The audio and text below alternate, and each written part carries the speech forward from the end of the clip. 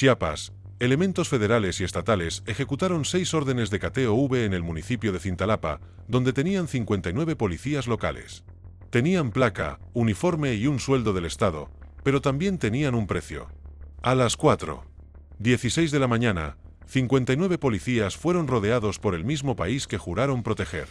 Esa madrugada Cintalapa despertó entre ráfagas de luces azules, el zumbido de drones y un silencio irrespirable.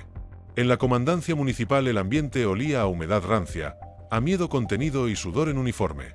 Nadie esperaba que fueran ellos los señalados, y mucho menos que fueran todos. El operativo no fue improvisado, se planeó durante 27 días de vigilancia satelital, drones encubiertos, seguimiento de rutas y escuchas legales. La meta era clara: detener a una célula criminal infiltrada en la estructura de seguridad local. Lo que nadie imaginó fue su tamaño. 59 agentes activos, uniformados, armados, con placas y salarios pagados por el erario, y todos al servicio del cartel Chiapas-Guatemala. El líder de la red era Ulber N., director de la Policía Municipal. Durante años dio entrevistas sobre pacificación, fue premiado por eficiencia y hasta impartía pláticas en escuelas, pero en realidad coordinaba operativos nocturnos que servían como escolta a cargamentos ilegales, migrantes, droga, dinero, silencio. En una de las grabaciones obtenidas por inteligencia, se le escucha decir: «A mí mándame los que no pagaron, los que no sirvan, ya saben a quién van». Lo decía sin pena, porque en su mundo los humanos eran mercancía. Durante los cateos, uno de los hallazgos más escalofriantes fue dentro de la propia comandancia, una jaula con un jaguar, sí, un felino real, amaestrado, alimentado con carne viva, lo usaban como símbolo de iniciación dentro de la célula criminal. También se encontraron 7 vehículos sin placas, armas largas, radios cifrados y sobres, con efectivo firmados con iniciales de mando, pero lo más perturbador fue un mapa, dibujado a mano, punteado con fechas, horarios y rutas. Una red de protección oficial al servicio del narco, y al centro un solo nombre en mayúsculas: Señor de los Caballos. Así le dicen a Juan Manuel Valdovinos Mendoza, el presunto líder del cartel Chiapas-Guatemala, y ese nombre apareció en todos los teléfonos incautados. La gota que activó la operación fue una llamada: una madre hondureña, voz quebrada, número desconocido. «A mi hija la entregaron los policías, por favor ayúdenla». Esa noche el Estado actuó, y cuando el sol salió, 59 traidores estaban esposados frente a su propia comandancia, entre ellos Ulber N., que al ser subido a la camioneta dijo con burla: «Van tarde y pasó todo». Pero no, lo peor apenas empezaba, porque lo que había en el maletero de la patrulla 231 lores, objetos, rastros, no era parte de un decomiso, era prueba de algo mucho más oscuro, que encontraron dentro de esa patrulla. Lo que revelaron los peritos cambiaría por completo el rumbo del caso. Cintalapa, Chiapas, municipio de calles polvorientas, gente trabajadora y tardes que huele a tamal, mango verde y 10 el viejo. Aquí el tiempo parecía haberse detenido, pero bajo esa apariencia de rutina algo profundo estaba podrido desde hace años. Durante meses los rumores flotaban en el aire: patrullas que se movían sin razón, detenciones selectivas, migrantes desaparecidos, y un miedo que no venía de los criminales sino de quienes usaban uniforme. Si los policías te agarran, mejor grita, no porque te vayan a salvar, sino porque al menos así alguien ve, dijo un comerciante del centro en una entrevista anónima. Las primeras anomalías empezaron a sentirse a mediados de julio. Un convoy de 4 patrullas municipales cruzó a medianoche, una zona sin reporte de incidentes, sin luces, sin protocolo y, lo peor, sin regresar a base hasta el amanecer. Cuando una reportera local preguntó al director de la policía, Ulber N., este respondió con tono cortante: «Rondas preventivas, aquí no hay nada que investigar», pero sí lo había, y lo sabían desde lo más alto. En la Fiscalía Estatal comenzaron a cruzar reportes de desapariciones con los turnos de patrullaje. El patrón era claro: cada que Ulber N. estaba de guardia, alguien no regresaba a casa. El escenario era más complejo de lo que parecía. Cintalapa es un punto clave de paso para miles de migrantes centroamericanos. Por sus caminos rurales cruzan caravanas a diario buscando llegar a Oaxaca y de ahí a la Ciudad de México. Pero en los últimos 3 meses, al menos 21 personas desaparecieron en esa ruta sin dejar rastro, y todos los testimonios apuntaban al mismo lugar. La policía municipal, una mujer guatemalteca rescatada en Tuxtla Gutiérrez, dijo entre lágrimas: «Nos paró la patrulla. Pensamos que nos iban a ayudar, pero nos subieron y ya no volvimos a ver a nadie más». La declaración coincidía con la bitácora de la patrulla 231, la misma que días después revelaría algo más. Los investigadores federales sabían que no podían confiar en nadie del municipio. Por eso, el seguimiento fue silencioso, a cargo de un grupo especializado de inteligencia con base en Comitán. Instalaron vigilancia remota, interceptaron teléfonos y analizaron patrones de conducta. Fue así como detectaron una reunión secreta en Jiquipilas, en una bodega abandonada, 3 patrullas oficiales, 2 hombres armados sin uniforme y algo más, una caja refrigerada cargada en la cajuela de un cuatrimotor modelo 2020. La imagen llegó vía satélite al centro de análisis y una sola orden bajó desde la capital. Activar el operativo sin margen de error. Vamos por todos. Pero antes de entrar, los agentes harían una última parada, porque en la casa del subdirector de la policía lo que encontraron desafiaba toda lógica. ¿Qué guardaba ese hombre en su sótano? La escena fue tan perturbadora que algunos oficiales aún prefieren no hablar de ella. La casa del subdirector estaba en una zona residencial tranquila, un portón blanco, un árbol de guayaba en la entrada y un silencio sospechoso que lo cubría todo. Parecía una vivienda común, pero lo que guardaba en su interior era todo menos normal. A las 2:41 de la madrugada, el equipo táctico llegó en formación. Entraron sin romper la puerta, tenían la llave. Un agente encubierto la obtuvo semanas antes, infiltrado como mecánico. Dentro, el olor era denso, químicos, humedad estancada y descomposición lenta. Las paredes tenían imágenes religiosas mezcladas con fotografías de vehículos de lujo, pero el verdadero horror estaba bajo tierra. Un sótano, sellado con un candado industrial y detrás de la puerta, el rugido no era metáfora, era real. Un jaguar, encerrado, desnutrido con los ojos inyectados de rabia. Según los informes, el animal había sido traído desde Guatemala. Era usado como símbolo de poder dentro de la célula corrupta. Si sobrevives al primer contacto ya eres de la casa, decía un mensaje hallado en un celular decomisado.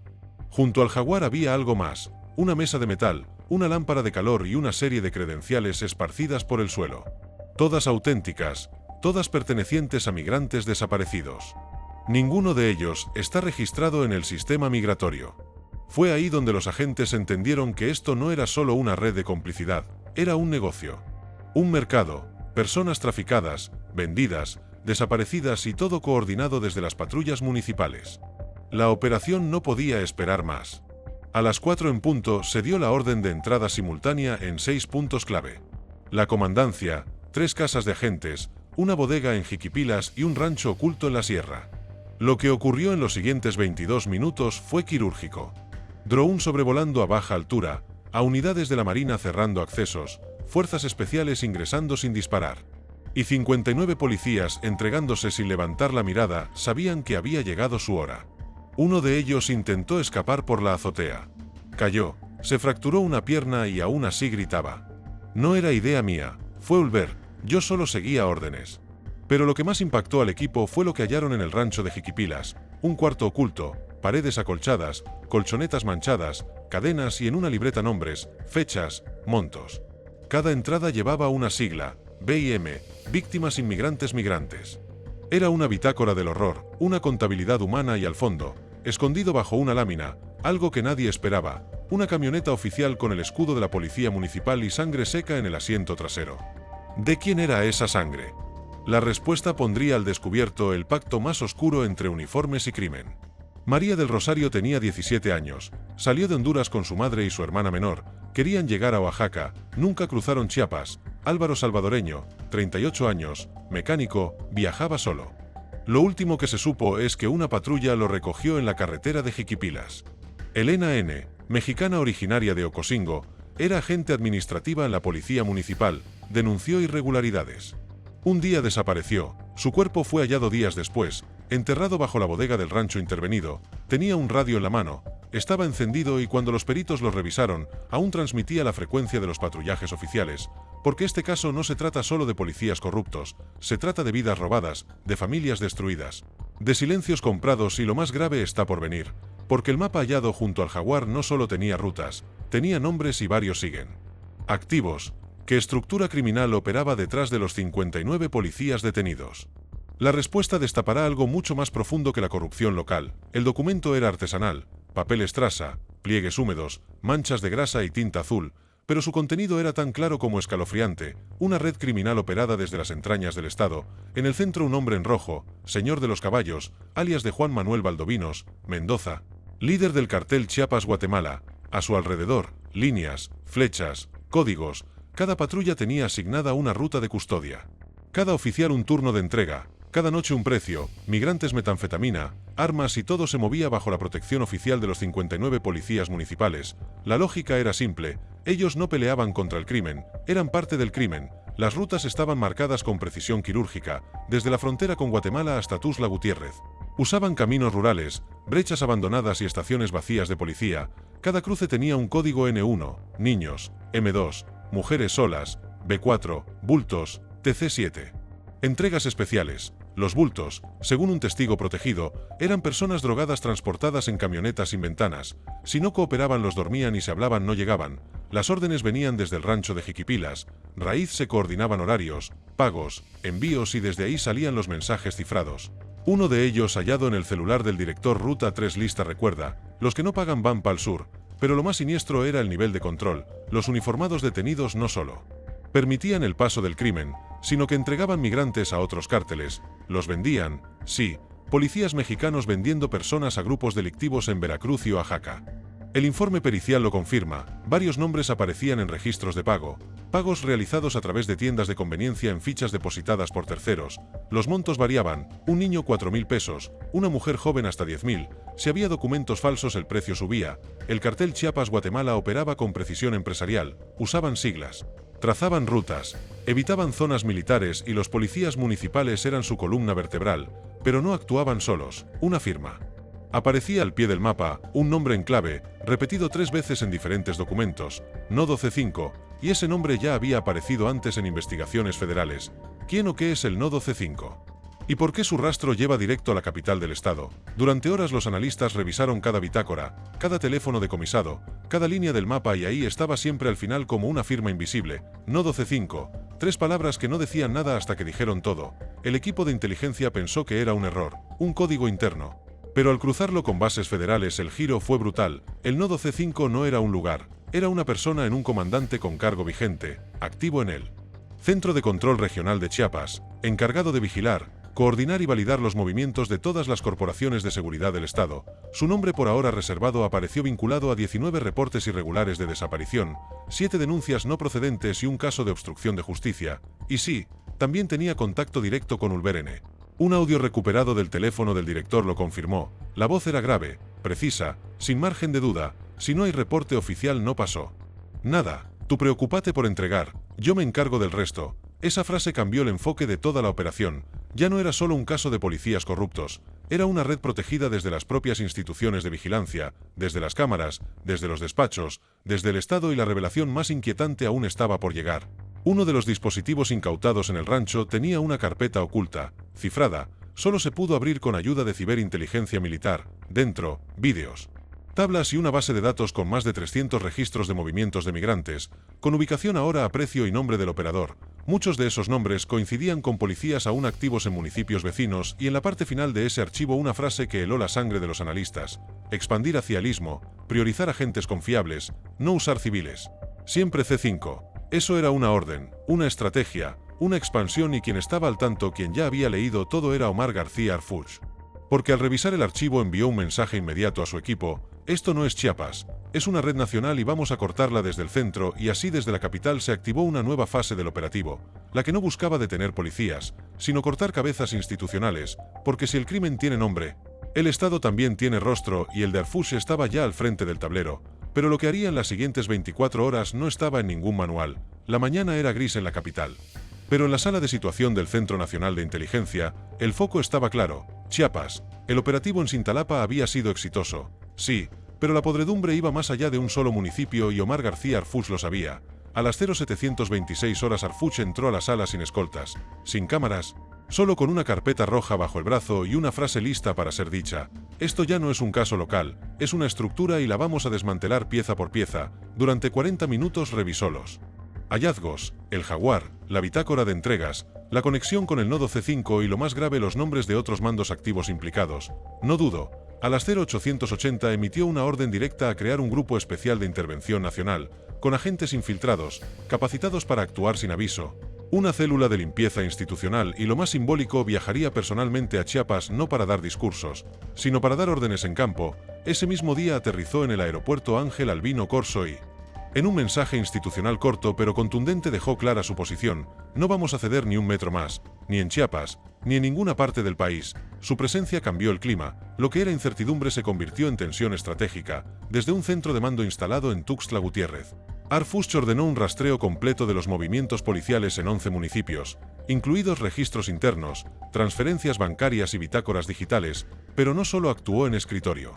Al mediodía ya estaba en el terreno, caminando entre las ruinas del rancho asegurado, mirando la celda colchada, la jaula del jaguar, el mapa del horror. Un agente se le acercó aún impactado. ¿Cómo es posible que esto llevara años y nadie lo notara? Arfusch no respondió de inmediato, miró al suelo y luego dijo algo que quedaría grabado en los informes oficiales. No es que nadie lo notara, es que algunos lo sabían y no hicieron nada, y esa frase no era solo una acusación, era una promesa.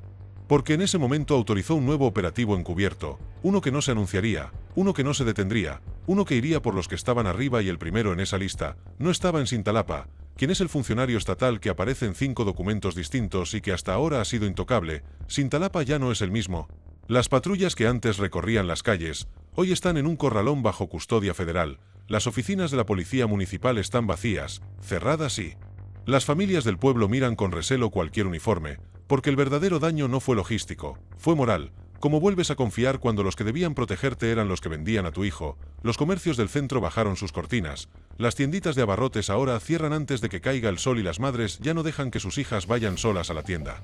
En los pasillos del hospital comunitario, un doctor los resume así: el miedo no se fue con los policías, el miedo era que fueran policías, y ese miedo aún respira. En una iglesia del barrio San Antonio se celebró una misa por las personas desaparecidas, 12 veladoras, nombres escritos a mano, una silla vacía por cada migrante que no volvió. Una mujer de acento centroamericano se acercó al altar y dejó una fotografía. Era su hija, María del Rosario, la misma que fue vista por última vez en manos de una patrulla municipal. Sus palabras no salieron en televisión, pero quedaron grabadas en la memoria de quienes estaban ahí. Yo no quiero justicia, yo solo quiero saber si todavía está viva, y eso es lo que más duele, que hay preguntas que ni Arfusch puede responder. En la sierra varias comunidades han comenzado a cerrar sus caminos, no quieren más presencia oficial, temen que el Estado vuelva y vuelva a fallar, porque para ellos el crimen no vino de fuera, llegó con sirenas, con charolas, con saludos y buenas tardes, y luego desapareció gente.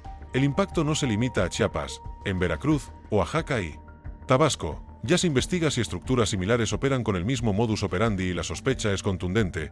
Este no fue un caso aislado, fue una fractura visible en un sistema podrido, y esa fractura aún sangra, porque por cada policía detenido, hay una madre que no ha encontrado a su hijo, y por cada uniforme corrupto, hay una familia que dejó de creer en la ley. ¿Qué pasa cuando el Estado pierde la confianza de su gente? Lo que sigue pondrá esa pregunta a prueba en todo el país. La noticia explotó como dinamita en las primeras planas. Caen 59 policías en Chiapas por vínculos con el narco. Cintalapa, el pueblo donde el uniforme traicionó.